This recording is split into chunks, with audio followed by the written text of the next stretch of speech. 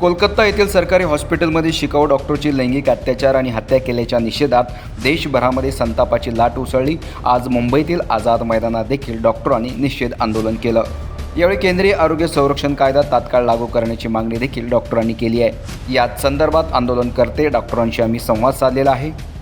सध्याची स्थिती पाहिली तर आपल्या सगळ्यांनाच कळतं की रोज प्रत्येक ऑल्टरनेट डे कुणाचा ना कुणा एका मुलीचा बलात्कार होतो आहे। आपण भारताचा 78वा स्वातंत्र्य दिन ज्यावेळेस सेलिब्रेट करतो आहे आणि त्या दिवशी जर भारताच्या एका मुलीवरती एवढे अत्याचार होत आहेत तर आपण कुठला स्वातंत्र्य दिन सेलिब्रेट करतो आहे, मला हे आपल्याला विचारायचं आहे। आणि जर तुमची मुलगी जर सुरक्षित नाही आहे तिच्या जिथे ती काम करते, आणि आज आपण बघितलं तर मॅक्झिमम मुली बाहेर जातात शिकण्यासाठी, कामासाठी, आणि जर आम्ही सुरक्षितपणे जर आम्ही बाहेर नाही जाऊ शकत असेल तर आपला स्वातंत्र्य दिन करण्याचा कुठलाही उद्देश पूर्ण होत नाही।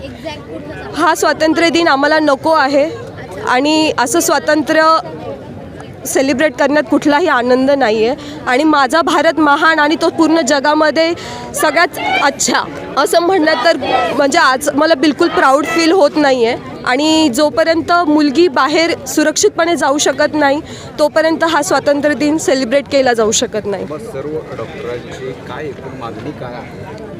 आम्हाला सेंट्रल प्रोटेक्शन ॲक्ट हवा आहे आणि आम्हाला ॲज अ डॉक्टर नाही तर ॲज अ मुलगी आणि या देशाची एक मुलगी म्हणून मी सगळ्यांना एक मागणी करते की आम्हाला सुरक्षा हवी आहे।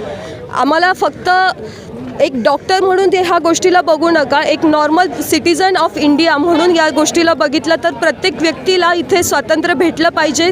कुठेही तो रात्रीचा आणि दिवसा रात्रीचा सोडा दिवसाही मुलगी सुरक्षित नाही आहे। साधं बस स्टँडवरती जर तुम्ही बस स्टॉपवरती थांबलात किंवा बसमध्ये ट्रॅव्हल करत असता तिथेही मुलगी सुरक्षित नाही आहे, तर मग अर्थच काय या सगळ्या गोष्टींचा? डॉक्टरांचे अनेक प्रश्न गेल्या अनेक वर्षापासून हे प्रलंबित आहे।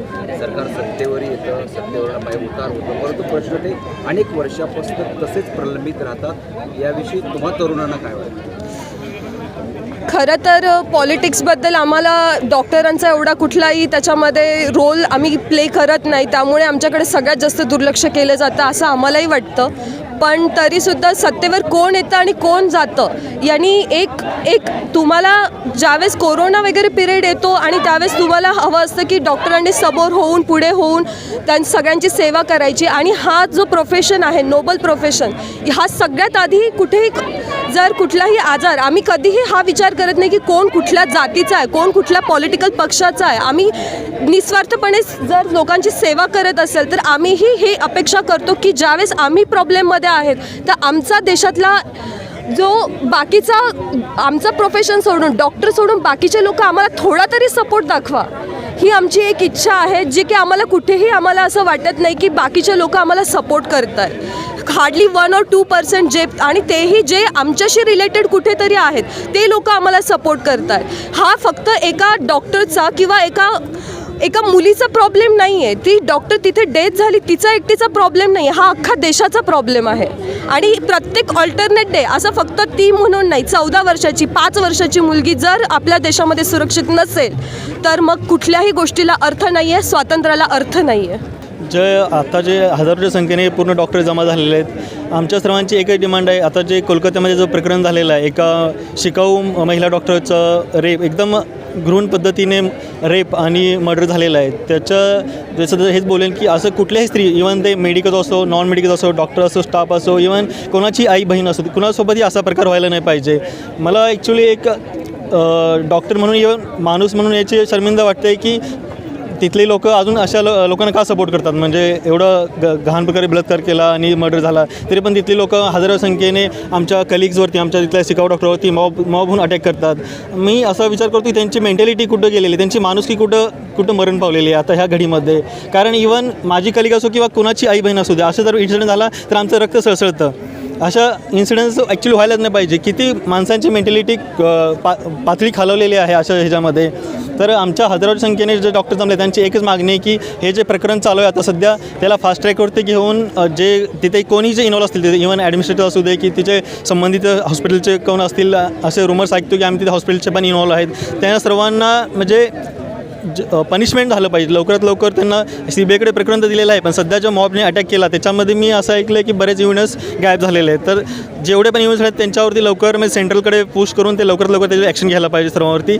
आणि आमचं एवढंच डिमांड आहे की सेंट्रल प्रोटेक्शन ॲक्ट म्हणजे CPA आणि CPA विथ माझ्या ज्या बहिणीला ज्या आता झालेलं आहे तिच्याबद्दल तिला लवकरात लवकर न्याय भेटला पाहिजे, मी अशीच डिमांड करतो. आणि मी सगळ्या मानवजातीला हेच करेन की तुम्ही एखाद्या स्त्रीकडे बघताना तुम्ही स्वतःची बहीण, मुलगी, आई ह्या नजरेनेच बघा, कारण प्रत्येक मुलगी ही तुमच्यासाठी खेळणं नाही आहे. बस एवढंच बोलणं आहे की माणसांनी आपली मेंटॅलिटी चेंज केली पाहिजे आणि ह्याच्यापुढे असं फ्युचरमध्ये असे इन्सिडेंट नाही झाले पाहिजे. बस वी वॉन्ट जस्टिस, एवढंच आमची इच्छा आहे. आणि central protection act and with आम्ही असं विचार जर तिथले गव्हर्नमेंट जर तिथे इंटरफेअर करत असेल तर आम्ही एवढंच बोलेन की तिथे सेंट्रल प्रेसिडेंट ॲक्ट लागू करू शकतो आपण, करायला पाहिजे. आणि सेंट्रलने आणि अदर स्टेटच्या पॉलिटिकल इव्हन ह्या इन्सिडेंट्समध्ये असं गोष्ट मी नजरेस आली की नॉर्मल पब्लिक ज्याचे ॲक्च्युली असं विचार करते की आपल्याला काय याचं देणं घेणं, डॉक्टरवरती अन्याय झालेला आहे तर आपलं काय, पण हेच नॉर्मल पब्लिकला त्यांना प्रॉब्लेम असतो. तर आम्ही अर्ध्या रात्रीचं उठून त्यांची सेवा करतो, त्यांचे कॉल उचलतो, त्यांना इमर्जन्सीमध्ये सर्व्हिस करतो, रात्रीच्या 2 असतं 3 असतं हे बघत नाही आहे. पण त्यांची आता मेंटॅलिटी एवढं असं का मला कळत नाही की आम्ही कुठे कमी पडतो. त्यांनी खूप म्हणजे अशी मेंटॅलिटी त्यांनी चेंज केली पाहिजे की हे जे मुलगीवर राहिले ते त्यांची पण आई किंवा बहीण असू शकते कधी पण पुढच्या फ्युचरमध्ये. मुंबईच्या आझाद मैदानावरती जे मार्डचे सगळे डॉक्टर आहेत आणि IMIJDNचे जे डॉक्टर आहेत जे MD आणि MS करत असतात, प्रेसिडेंट डॉक्टर, ते सगळे आलेले आहेत. त्याच्याशिवाय इंडियन मेडिकल असोसिएशन जे प्रायव्हेट प्रॅक्टिशनर आहोत आम्ही ते इथे जमा झालेलो आहोत.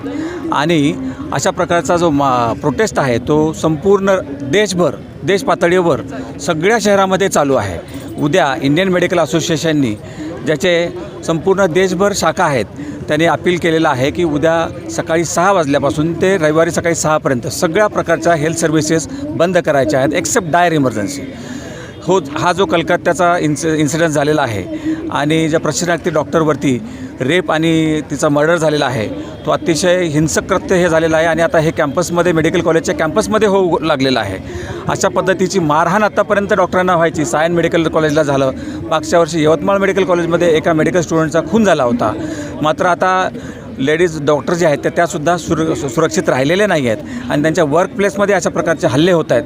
त्याच्या निषेधात आम्ही आज इथे उभे आहोत. की मला असं वाटतं की केवळ ही राजकारण्यांची उदासीनता आहे. मग ते कुठलंही राजकारणी कुठल्याही पक्षाचा असो, सरकार येतं जातं, सरकार येतं आणि जातं. तुम्ही मार्चचा स्ट्राईक झाला, त्या बातम्या देता पेपरला, इवन कोर्टाने पण त्याची दखल घेतली गेलेली आहे. तेवढ्या वेळापुरतं सगळ्या मागण्या मान्य केल्या जातात आणि परत एकदा जसं एखादा असा इन्सिडेंट झाला की CCTV लावले जातात, सिक्युरिटी दिली जाते आणि हळूच 6 महिन्यामध्ये CCTV बंद पडतात आणि ही सिक्युरिटी गायब होऊन जाते आणि परत हे डॉक्टरांचे हल्ले होत राहतात. कुठल्याही पोषक वातावरण ठेवलं गेलेलं नाही आहे. हे रेसिडेंट डॉक्टर्स 24 तास तुम्ही बघितलं असेल, ही डॉक्टर जी आता जिचा मर्डर झाला ती 36 तास काम करत होती. अशा पद्धतीने हे एवढं काम करत असतानासुद्धा यांना कुठल्याही प्रकारचं पोषक वातावरण दिलं जात नाही, सुरक्षितता दिली जात नाही आहे. आमची सरकारकडे हीच मागणी आहे की या जे डॉक्टर हिलर्स आहेत जे आलेल्या पेशंटचा प्राण वाचवतात यांना निर्भीड वातावरणामध्ये काम करण्यासाठी अशा पद्धतीचं वातावरण तुम्ही तयार करून द्या. याच्या चांगल्या प्रकारची सिक्युरिटी तुम्ही प्रोव्हाइड करा. या गव्हर्नमेंट मेडिकल कॉलेजमध्ये हे बाहेरचे लोक येतात कसे काय, कोणी येतं, काही कुठल्या प्रकारची सिक्युरिटी नाही, कोणी येऊन कुठेही काही करू शकतं. रोज हाणामारीचे इन्सिडेंट्स होत आहेत. आत्ता मला फोन आला आहे की बीडच्या एका हॉस्पिटलवरती पण अटॅक झालेला आहे आणि डॉक्टरांच्या केबिनवरती जाऊन लाथाबुक्क्यांनी प्रहार केला. त्याच्यानंतर एक जो कर्मचारी सोडवण्यासाठी आला तर त्याला रॉडनी मारहाण केली आणि त्याच्या पायाला फ्रॅक्चर झालेला आहे. म्हणजे हे इन्सिडेंट्सेस होतच आहेत. अशा पद्धतीचं जर वातावरण राहिलं तर कोणीही डॉक्टर व्हायला दाजावणार नाही. तुम्हाला चांगल्या प्रकारचे डॉक्टर नको आहेत का जनतेला? यासारख्या अनेक बातम्या बघण्यासाठी तुम्ही आमच्या चॅनलला लाईक करा, शेअर करा, सबस्क्राईब करा. धन्यवाद.